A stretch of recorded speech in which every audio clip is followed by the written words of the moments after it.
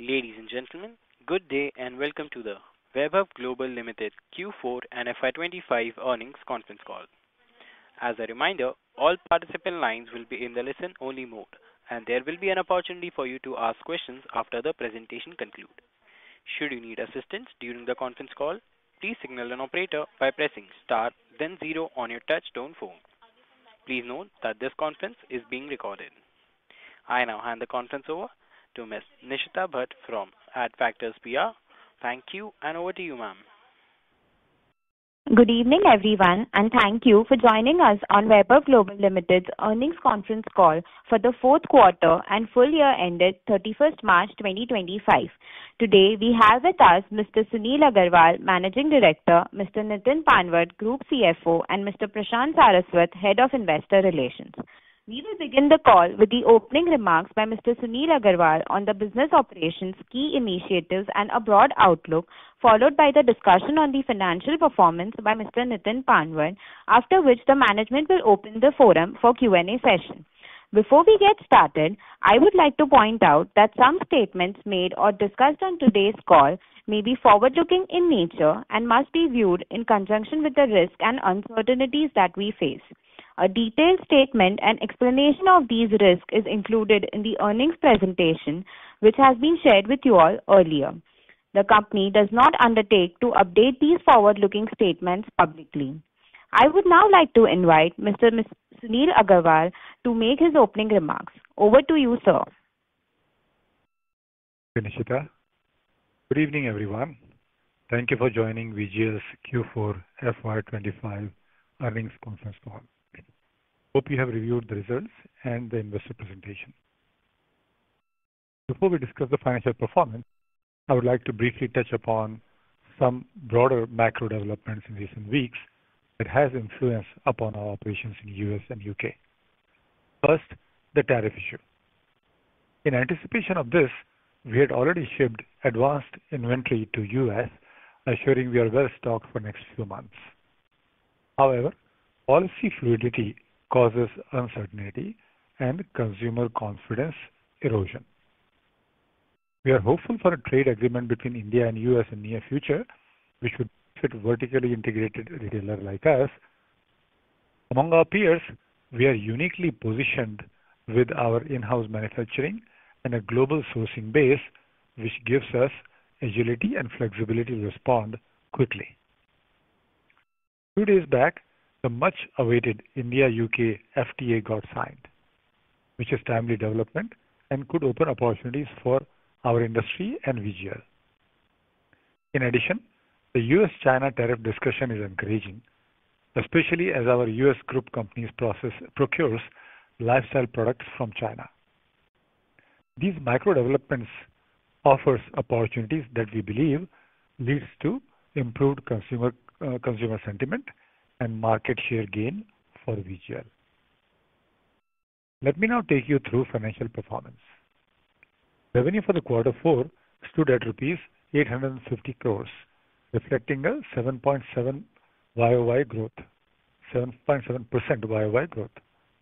For the full year, revenue reached rupees 3,380 crores, up 11.1% from rupees 3,041 crores in the previous year. Our gross margin for the quarter remained robust at 62.1%, with a cumulative margin of 63.1% for the full year. We continue to see strong gross margins in our target range of 62% plus, backed by global supply chain. This integrated setup allows us to offer competitive prices with quicker turnaround times, while enjoying industry-leading margins. Today, the digital business is contributing 41% to overall sales, registering 5-year CAGR of 15%. We are on path to achieve 50% sales mix from digital businesses by FY27. Let me now walk you through the performance across key retail markets. In the US, retail demand was subdued in January due to economic uncertainty and tariff concerns. February and March showed a big sign of improvement, particularly in e-commerce. Our 1% growth in US, while modest, reflects market share gain amid a challenging environment. The UK retail industry is continuing to face challenging environment with growth held back by economic uncertainty and cautious consumer spending. While this affected TJC, the Ideal World continued to show strong growth and helped support UK performance. We actively manage airtime and product mix to align with evolving customer preferences. Germany continued to gain market share, maintaining EBITDA breakeven for this current quarter as well. We are confident about achieving EBITDA profitability in FY26.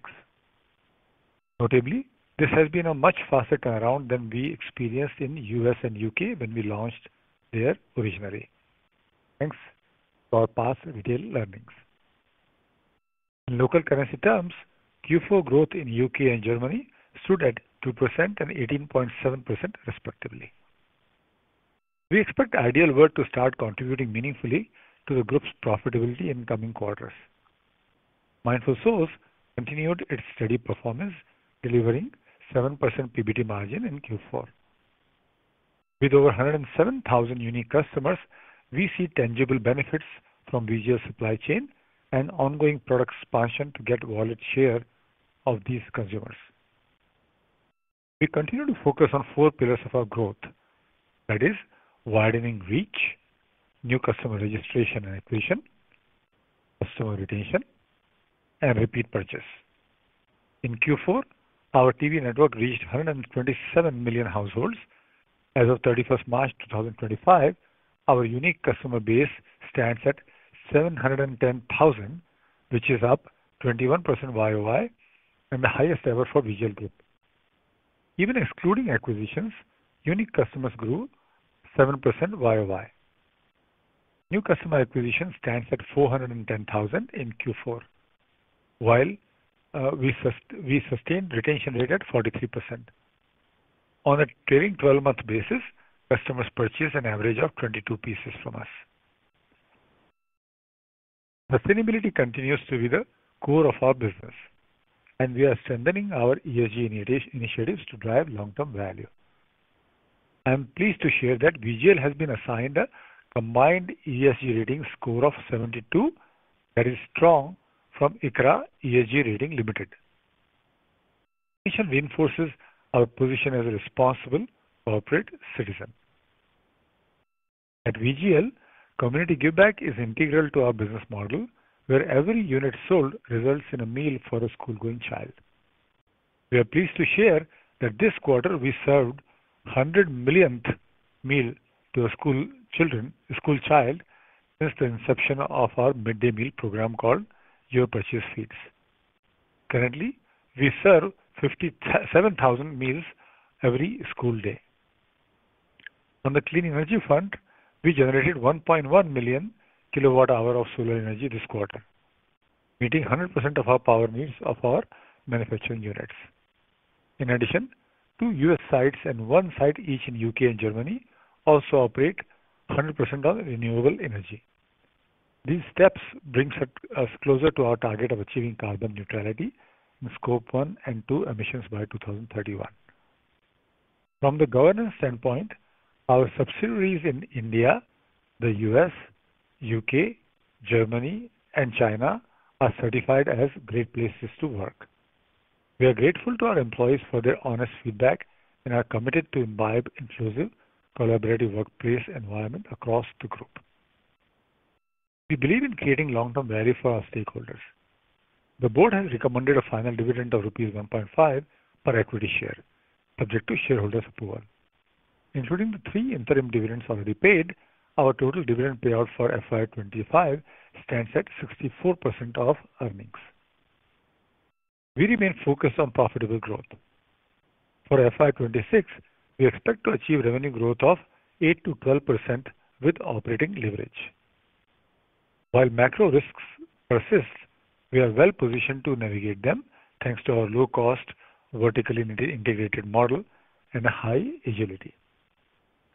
For subsequent periods, we project revenue growth in the mid-teens range with operating leverage. I will now hand over the call to Nitin to discuss the financial performance. Over to you, Nitin. Thank you, Sunil. Good evening, everyone, and thank you for joining Q4 FY25 earnings call. Let me walk you through the key highlights of our financial performance for the fourth quarter and full year ended March 31st, 2025. As Sunil mentioned earlier, we continue to closely monitor market dynamics and proactively manage our operations. In anticipation of tariff disruption in April, we strategically shipped additional inventory ahead of time, giving us a distinct advantage over many competitors. Additionally, positive development like India-UK Free Trade Agreement and US-China trade deal are promising and can unlock long-term opportunities for business growth. Turning to our financial performance, revenue for Q4 FY25 grew by 7.7% year over year, reaching 850 crores compared to 789 crores of Q4 FY24. For full fiscal year, our group recorded revenue of rupees 3,380 crores, up 11.1% from last year, marking double-digit revenue growth. Geographically, the US market demonstrated resilience. Though growth momentarily paused due to tariff uncertainties, we remain confident that the digital-first retailer like us will benefit significantly in the long run. In the UK, consumer sentiments remain subdued with weak discretionary spending. However, Ideal World robust growth helped offset softness in our TJC core operation. Germany stood out by significantly outpacing the market, achieving EBITDA breakeven once again in this quarter. In local currency terms, growth in US, UK and Germany was 1%, 2% and 19% respectively. In terms of sales, TV revenue was 456 crores, showing a modest growth of 1% year over year, while digital revenue reached 350 crores, demonstrating strong growth of 15%. Our digital expansion is driven by strategic investment into enhancing our omnichannel capabilities. Digital now represents 41% of total revenue, and we are confidently on track to reach our goal of 50% digital revenue share by FY27.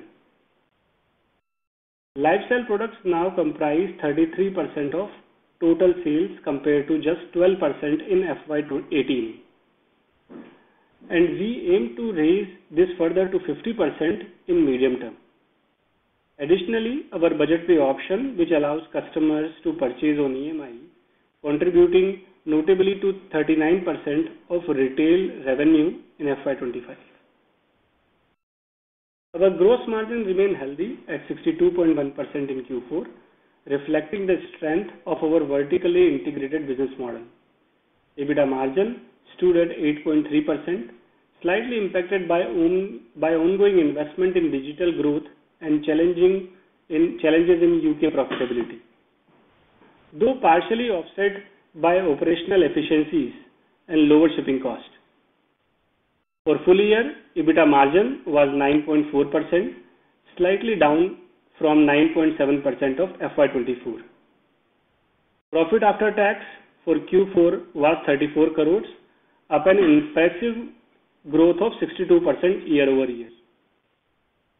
Annually, our profit after tax reaches 153 crores, making a solid growth of 21% year over year. Both of our acquisitions continue to perform well. Ideal World maintains strong growth momentum, while Mindful Souls remain a high gross margin business and is actively expanding its product offering and customer base. The cross-learning opportunities from these acquisitions are delivering tangible benefit across the group. Our business model continued to generate healthy cash flows, with free cash flow at 127 crores and operating cash flow at 162 crores. With regular dividend distribution, our net cash position remained robust at 170 crores. Our return ratio, ROCE 19% and ROE at 12% continue to strengthen. We remain firmly committed to delivering consistent value to our shareholders. The board has recommended a final dividend of rupees 1.5 per equity share, subject to shareholder approval. Our total dividend payout for FY25 stands at 65% of our earnings. Looking forward, while we remain optimistic about growth trajectory, ongoing macroeconomic uncertainties prompt a cautious approach. For FY26, we expect revenue growth in a range of 8 to 12% with operating leverage. Over subsequent years, we anticipate revenue growth in the mid-teens with operating leverage. Thank you, and I now turn the call to moderator for Q&A. Thank you very much, sir. We will now begin the question and answer session. Anyone who wishes to ask a question may press star and one on their touch-tone telephone. If you wish to withdraw yourself from the question queue, you may press star and two. Participants are requested to use handsets while asking a question. Ladies and gentlemen, we will wait for a moment while the question queue assembles.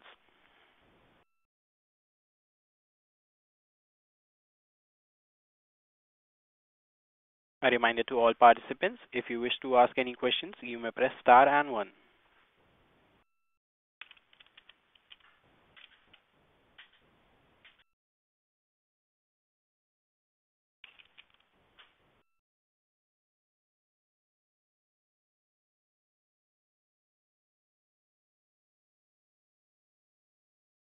We have our first question from the line of Rupesh Tatya from IntelSense Capital. Please go ahead.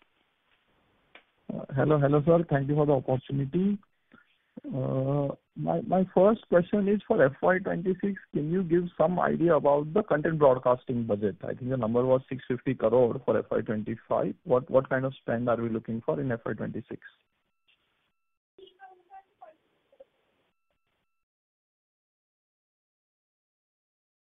Hello?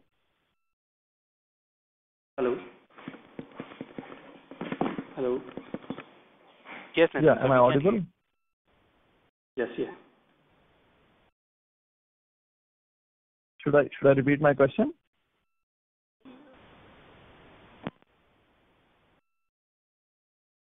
Hello, Nitin. Yeah, I just connected the call. Sorry, maybe I missed your question. I just connected the call. If you can repeat, that will be helpful. So my question, sir, is the content broadcasting budget for FY25 was 650 crore. What would be the budget? What kind of spend are we looking for in FY26? So the content broadcasting cost right now is roughly around 18.5% of our business. And then we expect that we expand based on the company's performance, but respectively will increase this budget if we see the momentum increase in our margins. So we are monitoring both of the costs in line with our gross margin improvements. So if our content broadcasting goes up by 1%, we expecting the additional gross margin will achieve by 1%.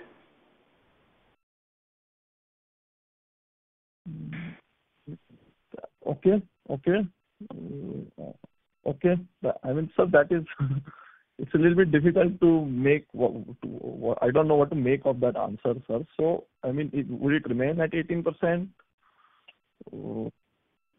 Even if the gross margin goes up, so let's say, hypothetically, gross margin goes up by 3-4%, the content and broadcasting cost will also go up by 3-4% as a percentage of revenue?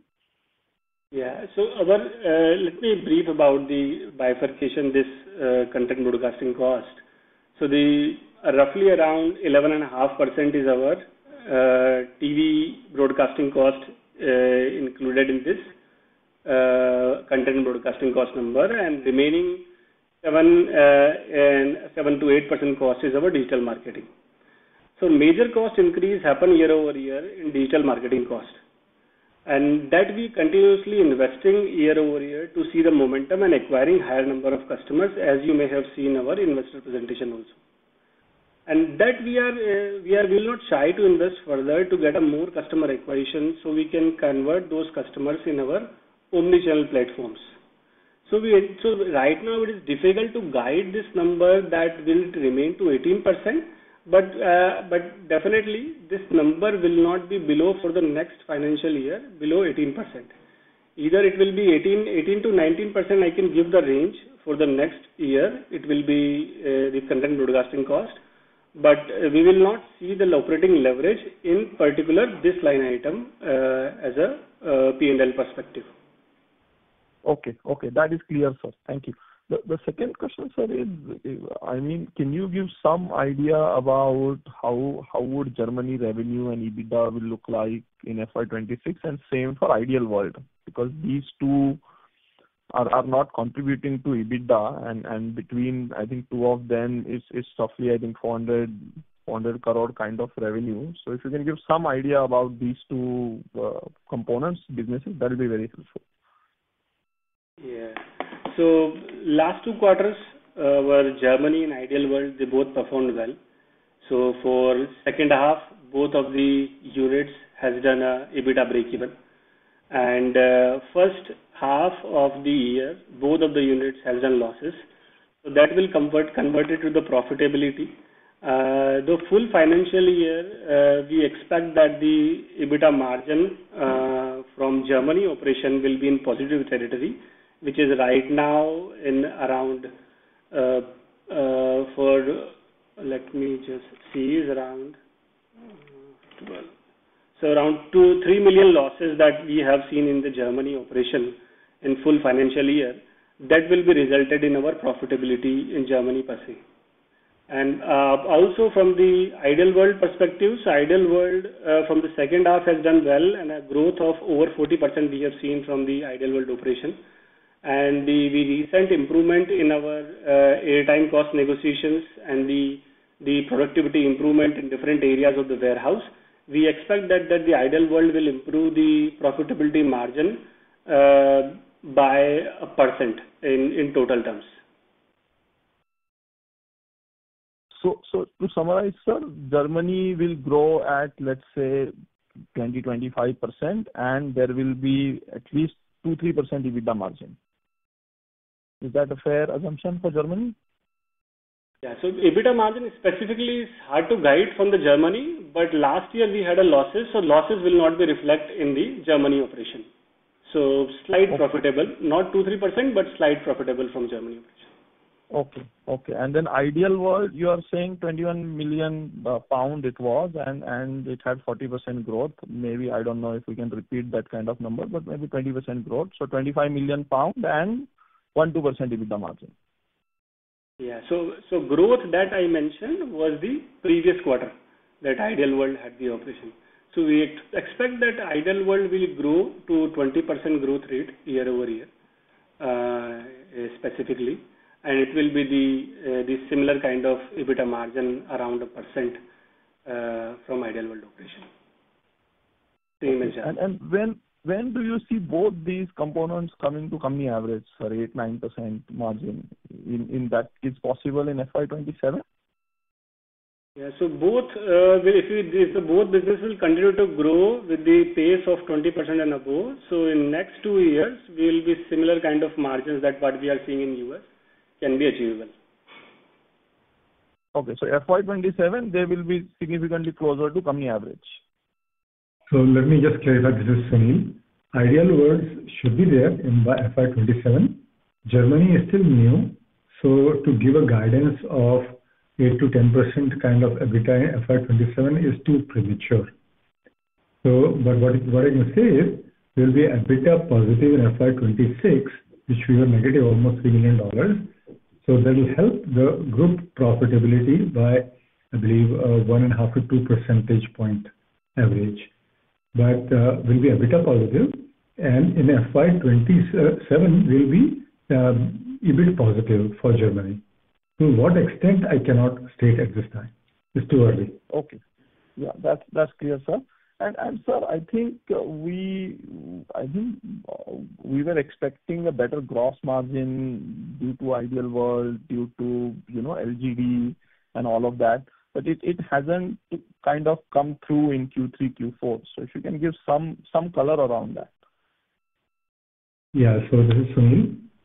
So one thing is the macro environment still is a bit challenging because the consumer sentiment is weak. So to push through price increase at this time is difficult. Second thing is our B2B sales had a bit of increase last quarter, and B2B at lower margin. Therefore, you don't see that flow through into the overall margin. So these two factors. And it would be like, I mean, I don't think the macro scenario has improved. So it would be similar. It's fair to assume similar gross margin for this year as well. Yeah, so at the guidance level, we want to give between 62 to 63% gross margin guidance for this current financial year, FY26, but there will be operating leverage coming from our HR, SG&A line items. Because we are seeing a lot of optimization happening in HR area with AI, with talent density initiatives that we have across the whole organization. Okay. And then, sir, my final question is for the full year. Sorry to interrupt, Mr. Rupesh. May we please request you to rejoin the queue? Okay. Thank you. We have our next question from the line of Gaurav Nigam from Tunga Investments. Please go ahead. Yeah, thank you, sir, for taking my question. So, two questions. One is, just wanted to understand what is the PBT drag of Germany in Q4 and whole of FY25?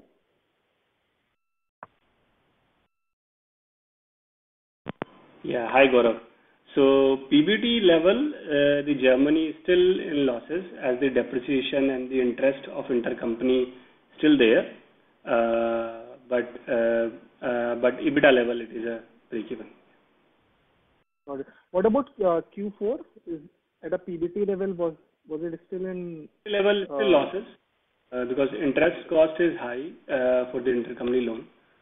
Though that it is eliminated in the console level because the loan given by US subsidiary company to Germany, but on the EBITDA level. But the specifically depreciation, which is couple of $100,000 for quarter.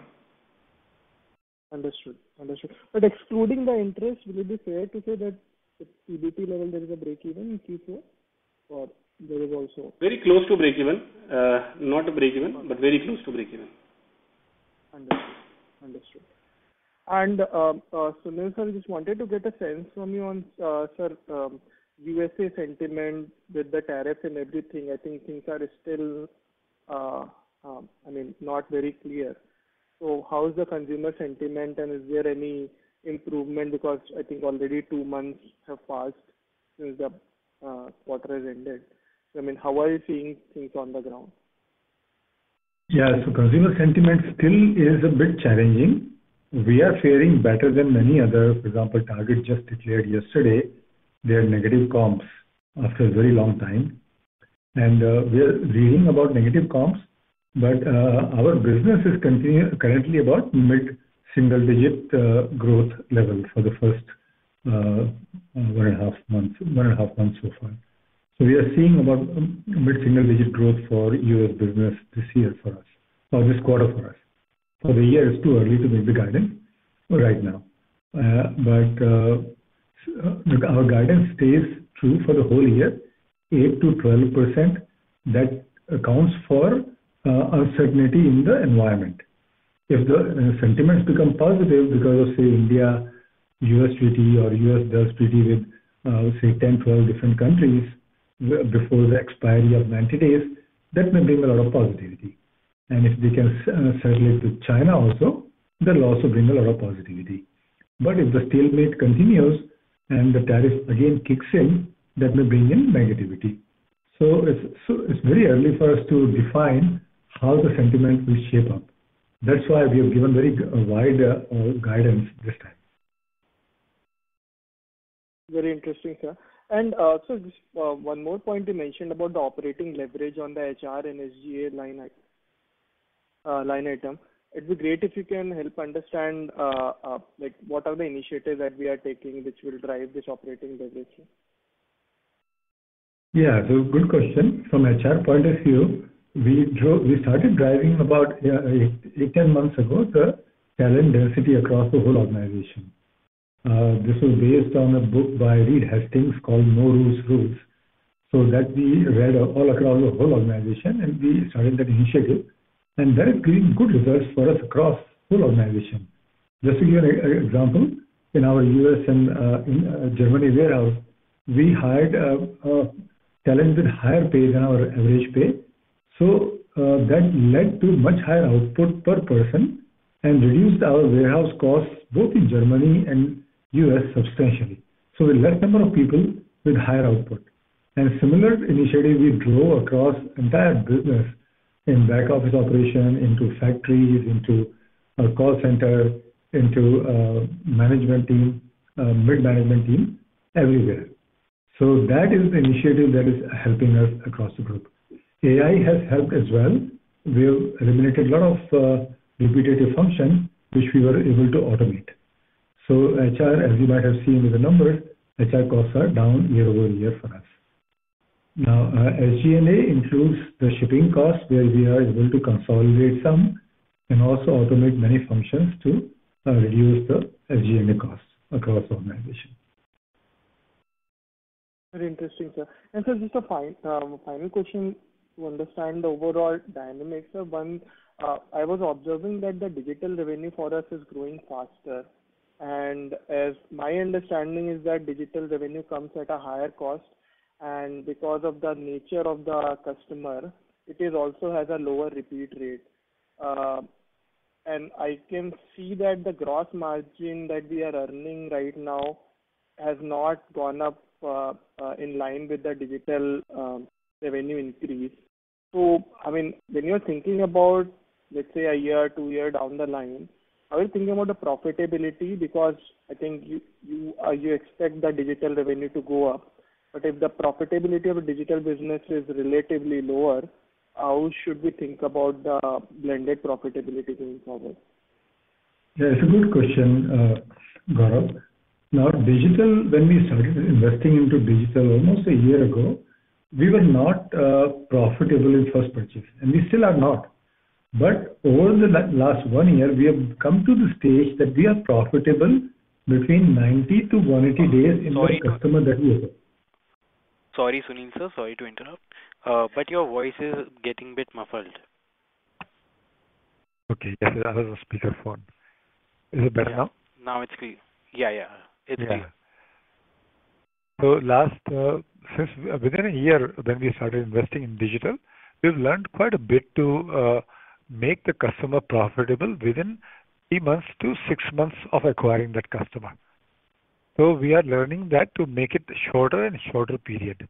So as we go forward, if we can bring that profitability to say 2 months instead of currently 3 to 6 months. So we have 6 brands, and some brands are profitable within 2 months, and some are takes about 6 to 8 months. But if we can bring that forward to 2 to 3 months for all the brands, our profitability goes up. It is not just factor of say understanding Meta or understanding Google. So we have about 12 or 13 customer acquisition funnels. And so we are driving each funnel through talent density of increasing the our employee talent density in each funnel. And then reducing the time to profitability for each funnel. It's pretty complicated. E-com is much more complicated than television. And we've learned quite a bit from the Mindful Source that we acquired, and from our own participation on e-com masterminds and forums, where I personally participate and all my senior team participates, and our middle level team members also participate, has brought in tremendous learning, and the investments is getting better and better for us. Got it, sir. Thank you. Thank you for answering my question, sir. Thank you. Thanks, Gaurav. Thank you. We have our next question from the line of Apurva from Whitestone Financial Advisors. Please go ahead. Yeah. Hi, sir. Thanks for the opportunity. So I have 2 questions. First is on the receivables. So I'm just thinking that the complete business is on online, right? Online sales.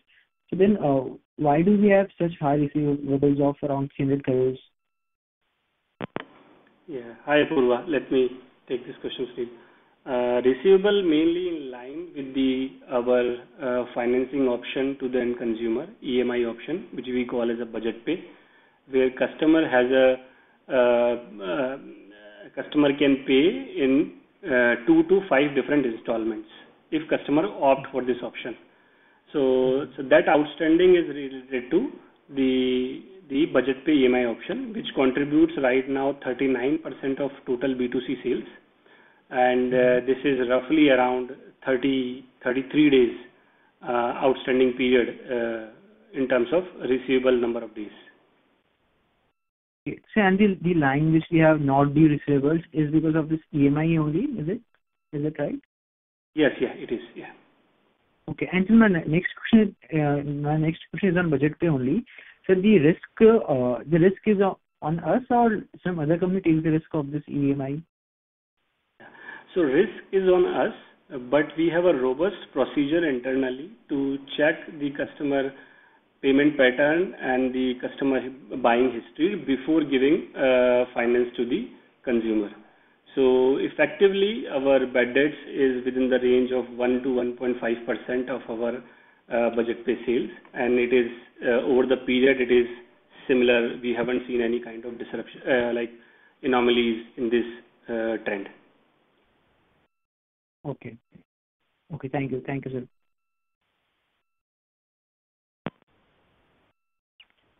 Thank you. We have our next question from the line of Tanvi, an individual investor. Please go ahead. Hello, sir. So I just had one question. So earlier in the beginning of FY25, you had recommended a growth of 12 to 15%, and we've achieved roughly around 11%. Even after we had two acquisitions of Mindful Souls and Ideal World during the year, now you even lowered your revenue guidance for FY26 as compared to 8 to 12%. So why is that so happening? Let me answer this. Thanks for the question, Tanvi. It is true that we did guide 12 to 15%, and then we had this uncertainty in the market, economic environment impacted. We were expecting when we guided that the economic environment would improve and go to the steady state after the war and inflation and the consumer sentiments. But it did not happen. It actually was further deaccelerated. Actually, after the new administration came in, the policies, the fluidity of the policy and the uncertainty was further deterioration. And that is the reason, as I mentioned earlier, we are giving a guidance of 8 to 12% now, which is much wider than we've given in the past. Because the sentiment, we do not know how they will shape up, and that is why we are giving this guidance. If the consumer sentiments go up, then we will be at the higher end, but still it may take time, and this is the guidance for the full year. So it may not be the sentiment may not hold full year where the guidance stands. Okay. So I just have a follow-up question here. So two things. First, out of the 11% growth that you've done in last year, how much was due to acquisitions of Mindful Souls and Ideal World? And second, if you could split up, so if you talk about growth, you said that in US growth was flat, so was in Germany. So the entire growth, is it coming only due to acquisitions last year? Yeah.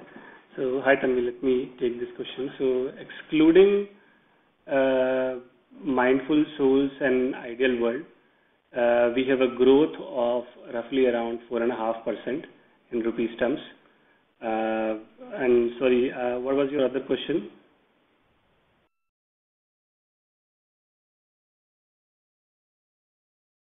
Okay. I just wanted to know this only. What was the growth excluding these acquisitions, and what is the projection of growth excluding these two, Ideal World and Mindful Soul, for the next year? Yeah, projection is combined actually. So now in comparable numbers, Ideal World and Mindful Souls both are including. So it is all in combined projection 8 to 12. Yeah. Okay. Thank you. Thank you. We have our next question from the line of Pallavi Deshpande from Samiksha Capital. Please go ahead. Yes, sir. Thank you for taking my question. It was related to initially you mentioned about the content cost.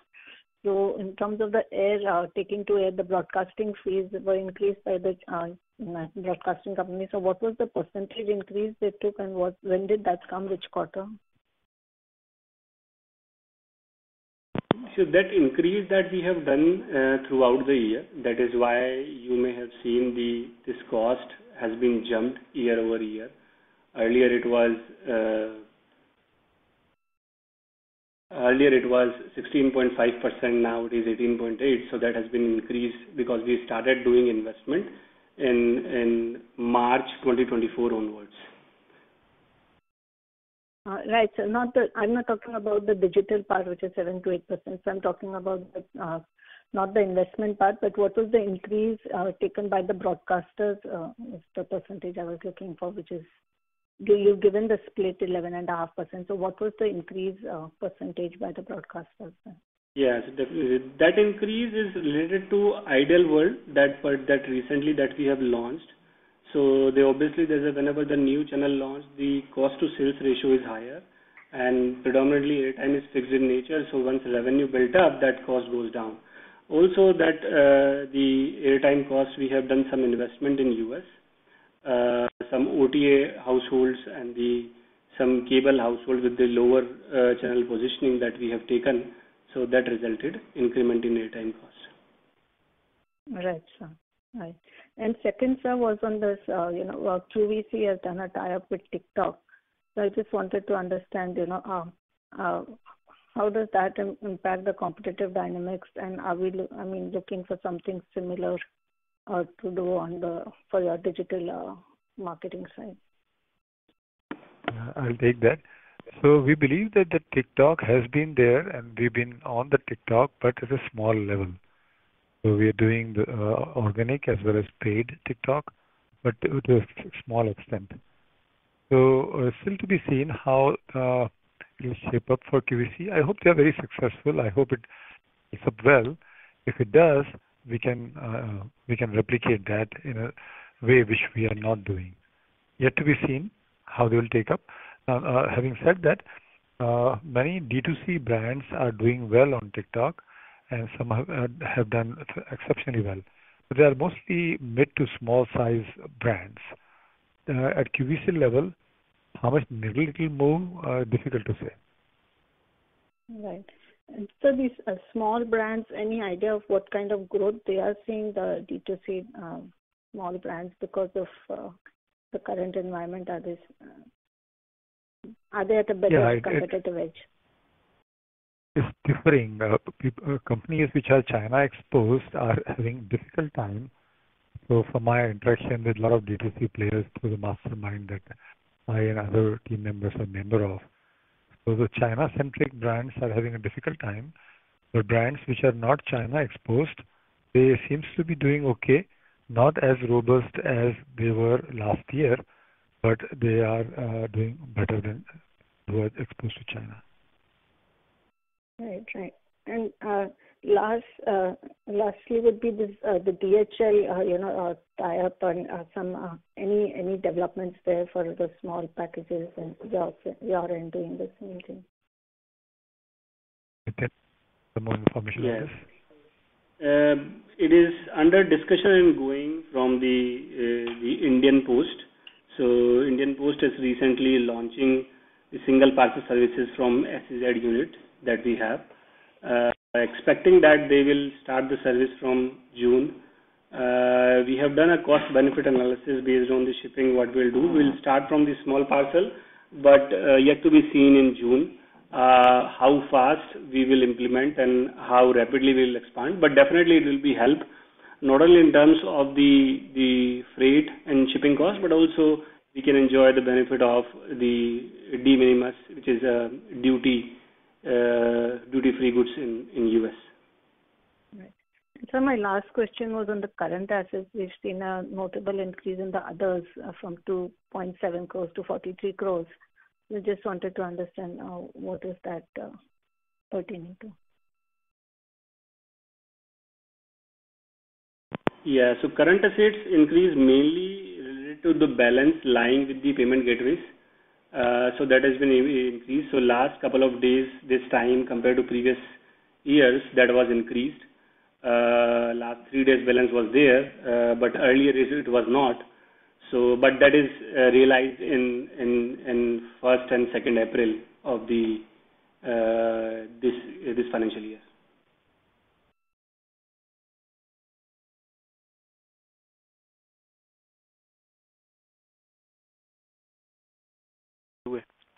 Am I clear? So we have the participant disconnected. Oh, we'll move on to the next participant from the line of Rupesh Tatya from IntelSense Capital. Please go ahead. Hello, sir. Thank you for the follow-up.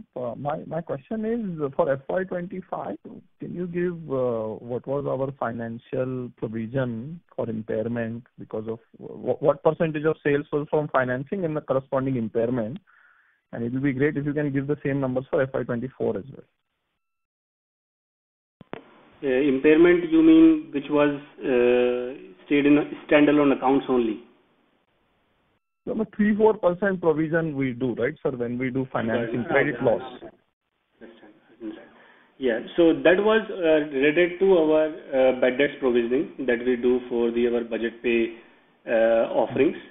So for the particularly budget pay sales, as I mentioned to previous caller also, it is 1.5% of our total budget pay sales, and it will remain same for the upcoming years.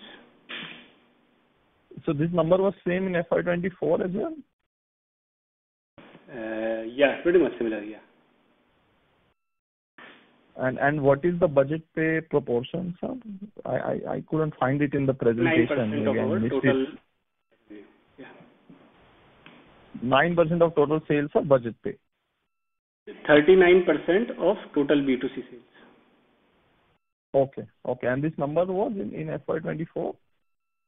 It was similar. The bad debts rate is for the years is very much similar. Okay. Thank you. That was my only question. Thank you. Thank you. Ladies and gentlemen, in order to ensure that the management is able to take questions from all participants in the conference, please restrict yourself to only 2 questions per participant. Should you have a follow-up question, we request you to rejoin the queue. We have our next question from the line of Ashish Shah from Business Match. Please go ahead. Hi, good evening, sir. So just some thoughts on this whole tariff thing and how is it impacting our business, and are there any price hikes to offset, or some thoughts there? Yeah, I'll take that call. So we shipped extra inventory to US before the tariff hike because of the announcements that Mr. Trump had made. So we don't. So we have inventory for at least 3-4 months during this negotiation that is happening, and we are hopeful that negotiation that happens, India will get a favorable treaty in coming maybe 30-45 days, and we should be fine. Just in case there is no favorable treaty for India, India is still placed at equal to most of the countries, and we should be able to compete with anybody else. Since many of the companies depend largely on China, we will be competitively better placed than those companies. So all in all, we will be equal or better than most of the competitors.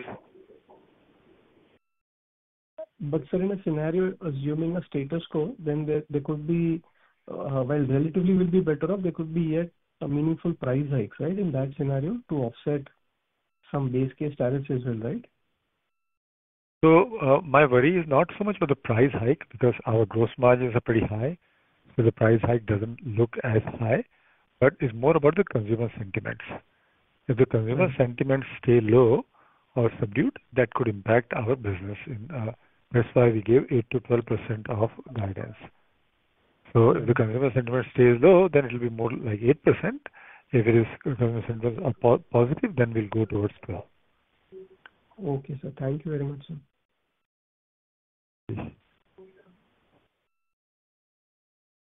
Thank you. We have our next question from the line of Pradeep Maiti from RBI PVT Limited. Please go ahead. Hello, am I audible? Hello, am I audible, yes, Pradeep, we can hear you. Yes. Yeah. Yeah, my question is pertain to material consume cost. So, sir, are you expect the material consume cost will increase in FY26 or it will remain in line with the FY25 in full year basis? Yeah.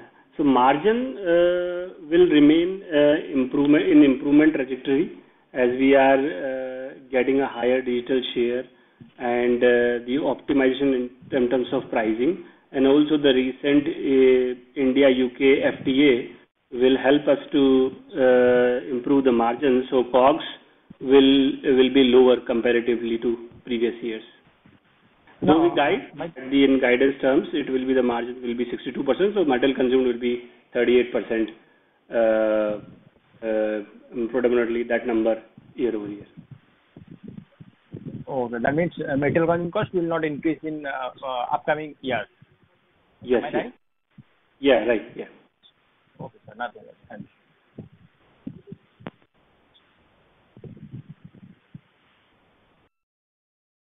Thank you. We have our next question from the line of Tanvi, an individual investor. Please go ahead. So just like two questions on your margins. First, sir, in the last con call, you had mentioned that if we exclude the loss from Germany and Ideal World, then our EBITDA would have been greater than by 2.5%. So assuming that, as you said, for FY26, there won't be any losses from Germany and Ideal World. So can we assume on a full year basis that our margins will improve by this 2.5%? As earlier you said, it will improve by 1% overall. But for the 9 months data, you had said that number will be 2.5%. So what number shall we take? Yeah, so definitely there is an improvement in overall margin through Germany operations. Earlier, when in FY24, when we were having a full year losses in Germany, the gap between the EBITDA margin, excluding and including Germany, was 2.5%. And that is getting better in this year, and next year also that will be better. But the last couple of quarters, we have seen the softness in the TJC UK profitability. That resulted that the margin improvement was not in line with the 2.5% that you mentioned earlier. But based on the initiatives that we have in UK, so that will improve the margin upcoming period. As you might have seen, the excluding Germany operation was 2.5%, and that may be resulted in coming years. However, that 2.5% was if we exclude full Germany operation, that means that this operation is in a similar pace as US operation. So that will take another couple of years to in line with to catch up the US operation pace to achieve the 2.5% improvement in EBITDA margin. So you can assume that it will gradually improve up to the level in next couple of years to achieve 2.5% improvement from Germany operation. So as of now, we can assume a percent increase due to these EBITDA losses being wiped off in Germany and Ideal World, as you've mentioned earlier. Okay. So also, just a question regarding margins only. So two things. First, you've said, just wanted to know, so had there not been any inventory pile up for next 3 to 4 months due to weak consumer sentiment in US, how much better would we have been on an inventory level, because change in inventory is also accounted for in the P&L? And second, sir, what is your stance on lab-grown diamonds? Because in the last quarter, we had talked a lot about lab-grown diamonds, that they have been showing double-digit growth and also improving the overall gross margin and the customer sentiment. So what are your thoughts about lab-grown diamonds for this quarter? And also about these two questions. Yeah, that's it. So I'll take the lab-grown numbers, but Sunil will talk about the performance side, what we anticipating lab-grown. So lab-grown is continuously improving, and lab-grown category itself has reached a double-digit share of overall business sales in all of the 3 geographies, US, UK, and Germany. And we are seeing pretty good response from consumer side in terms of lab-grown products. In terms of inventory pile-up, mainly we have done in US. to this. That is for the 3 months inventory that we have over there. And the respective, I would pass on to call to Sunil for what we anticipating the lab-grown performance from coming period. Yeah, as Nitin mentioned, it is doing well for us, double-digit sales, and we see this to continue for next few quarters at least, unless the price goes further down. Consumer trust needs to stay with this. So it depends a lot on consumer trust on what they're buying. If they see price continue to go down, then they may not buy as much. Or, they still may buy. Who knows? Still to be seen. But we are continuing to look at this business in a positive way while keeping the inventory low, because we know the inventory price may go further down.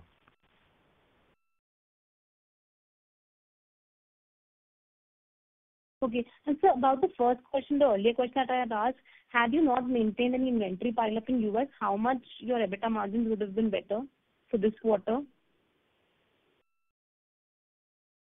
There's no impact with the EBITDA margin with inventory pile up because it is recorded at the cost of purchase price. So there's no impact in EBITDA margin with the inventory pile up. But that will be benefiting at least for some period to not to pass on the increased price with the tariff increment. Okay. Okay. Thank you. Thank you. We have our next question from the line of Harsh Mehta from Perpetual Capital Advisors. Please go ahead. Hi, sir. Can you hear me? Yes. Yes, Harsh. Hello. We can hear you. Yes, sir. My first question is around why are the tax rates lower for the quarter? Like, if you see as a percentage of PBT, your tax rates have most of the time been above 25%, but this time it's only 17% or something of your PBT. Yeah. Hi, Harsh. Thanks for the question. So, as I think previously also we guided that tax will continue to be lower as the Germany operation become break-even and profitable, as that the losses are not accounted for, so that will be beneficial in terms of reduced tax rate. Also that we have seen the lower profitability in UK this year, which is coming up eventually lower tax rate. But we anticipate over the period in coming quarters, the ATR will remain at 22% around. Okay, right. 22% for the whole year, right? Yes, yeah. Yeah. Okay. And could you share the volumes for the whole year for all the three businesses, like Germany, US, and UK?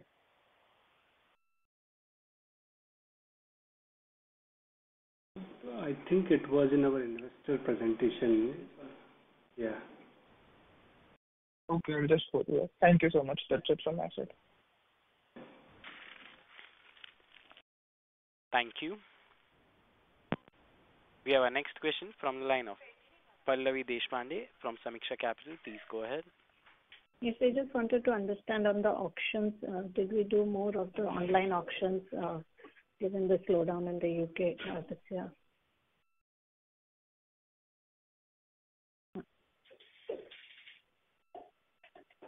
Pallavi, can you repeat the question? You're talking about the online auctions. I wanted to know what was the percentage this year. Was it higher?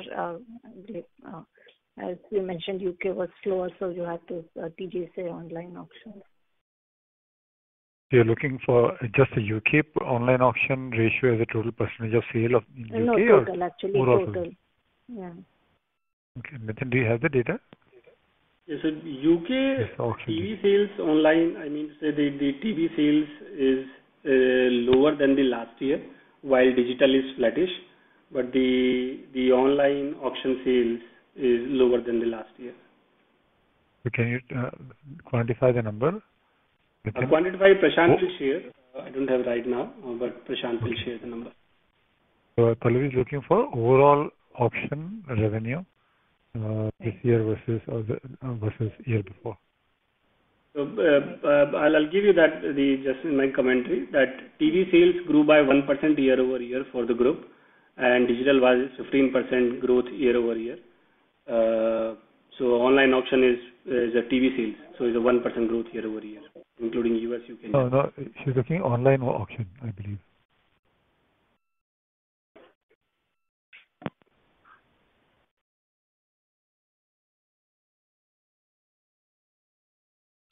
Yeah, maybe Prashant, you can share that with Pallavi later.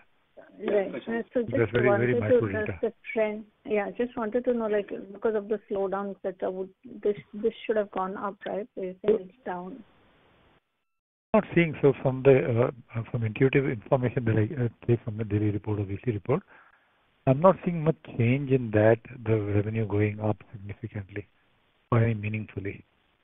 So I wouldn't be surprised the number is about similar for US, UK put together because we don't have auction in Germany. Right. GC and Shoppers US. Overall revenue would be about flattish year over year on the auction part. Right. So the revenue, digital revenue that has gone up largely with the catalog as well as the web TV.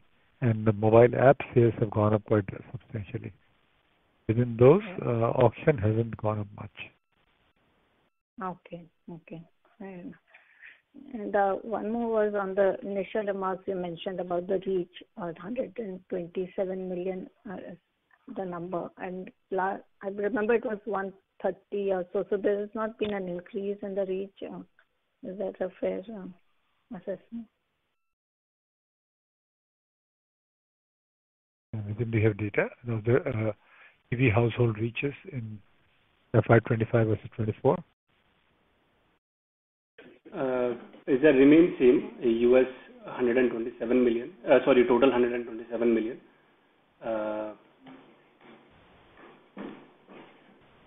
US 60 million, 27 million in UK, and 40 million in Germany.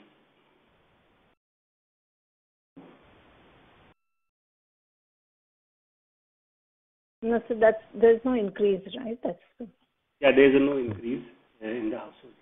Like UK and Germany, they both are pretty much covered in terms of reaching all the household. US has a potential to increase, but UK and Germany, they both are covered. Right. Thank you so much. Thank you.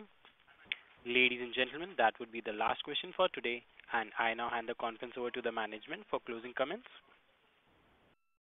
Thank you, everybody. I want to thank you all, thank all the participants for your time and great questions. If you have any further questions, feel free to reach out to Prashant Saraswat at VGL or Amit Sharma at AdFactors PR India, and we'll be happy to answer your questions. Thank you once again. Thank you, sir. On behalf of Vaibhav Global Limited, that concludes this conference. Thank you for joining us, and you may now disconnect your lines.